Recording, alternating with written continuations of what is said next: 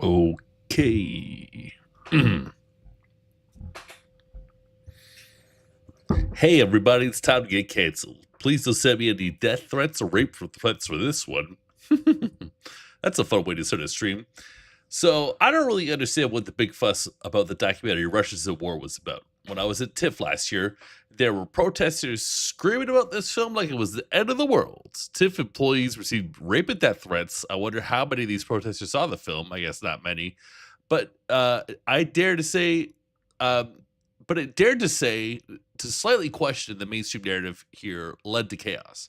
A Canadian is embedded with a group of Russian soldiers in eastern Ukraine, and they themselves don't seem to have a clear grasp as to what is happening around them. The documentary suggests there is a fog of war surrounding the conflict, where the news will not be as subtle.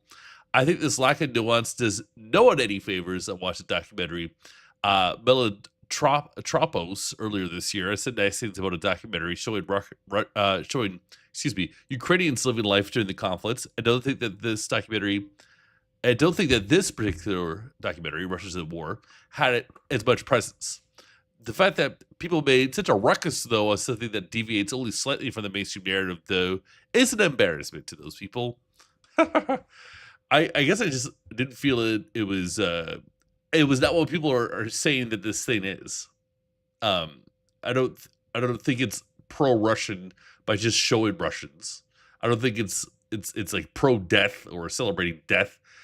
You know, at some point, I think you have to listen to the other side, and this film attempts to do that, and it was pretty good. It was a little boring. Maybe it didn't really say anything, but I thought it was cool. It was slick enough to get the 4 stars. And, to those people who threatened employees who had nothing to do with this decision with the threat of death or rape, I say shame on you. So there you go. That's my spicy little review and PSA about Russians at War. Peace out, y'all.